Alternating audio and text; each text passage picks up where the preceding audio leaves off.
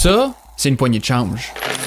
Ça a l'air de rien, mais c'est tout ce que tu as besoin pour commencer avec Bitcoin. Parce que dès qu'il est question de Bitcoin, tout le monde pense à des gros chiffres puis de la grosse argent.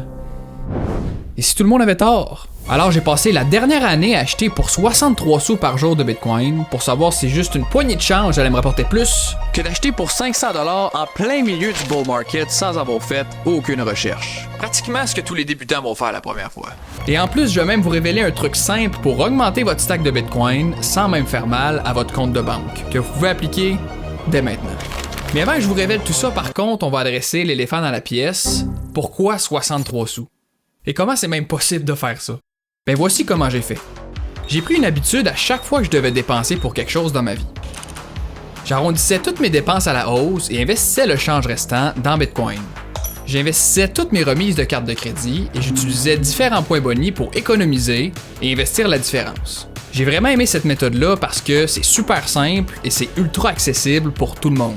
Et en plus, ça amène des bons résultats que je vais te partager un petit peu plus tard. Et c'est encore plus facile quand la plateforme d'échange que tu utilises fait tout ça pour toi automatiquement. Alors quand je me suis assis pour calculer combien de Bitcoin j'ai accumulé durant la dernière année, ce qui m'a pris des heures, le résultat final était que j'ai accumulé pour 63 sous par jour de Bitcoin en moyenne. Mais en le faisant, j'ai réalisé quelque chose. J'ai pensé à moi-même, est-ce qu'on investit dans Bitcoin de la mauvaise façon depuis toujours? Je comprends pas pourquoi il y a pas plus de gens qui font ça. Ça fait 1 an que j'accumule du Bitcoin de cette façon-là, et le pire, c'est que je l'ai même pas réalisé. C'est tellement des petits montants que je m'aperçois même pas que je suis en train d'accumuler du Bitcoin. Bon, c'est bien beau tout ça, mais ça crée un autre gros problème par contre. Ça fait qu'investir dans le Bitcoin, ça devient vraiment ennuyeux. Qui veut vraiment investir dans Bitcoin avec une poignée de change chaque jour? Sauter à pieds joints sans se poser aucune question, ben c'est bien plus le fun. Ça, c'est moi il y a quelques années qui ai acheté pour 500$ de Bitcoin à 60 000$ américains tout près de son top. Je me souviens au début, j'étais pas mal énervé avec tout ce qui se passait avec le prix. Beaucoup vont dire qu'acheter à 60 000$, c'était une mauvaise idée. Que j'en aurais eu plus si j'avais attendu ou si j'avais acheté plus tôt. Quand on découvre Bitcoin, on a juste le goût de se lancer sans se poser aucune question. Et faire ça, ça donne des maux de tête.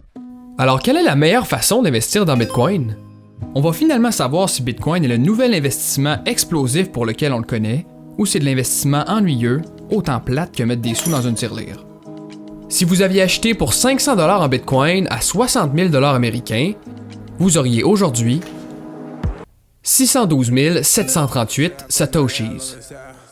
Et si vous auriez acheté pour 63 sous par jour durant la dernière année, 623 355 Satoshis. Une hausse de 2%. C'est pas tant plus que ça. Ouais, c'est vrai. Mais quand j'y pense... Accumuler pour 63 sous par jour de Bitcoin m'a réellement coûté un peu plus de 200$ au total, au lieu de 500$ pour presque le même montant à la fin. C'est parce qu'en achetant tous les jours, on profite des hausses et des baisses du marché. Même que celui qui achète tous les jours et qui a commencé au top de Bitcoin en 2021 serait quand même en profit de plus de 50% au moment de la vidéo. C'est peut-être ennuyeux comme moyen d'investir, mais ça m'a permis de me projeter plus loin dans le futur et pas juste de regarder en avant de moi. Peut-être que tu devrais l'essayer.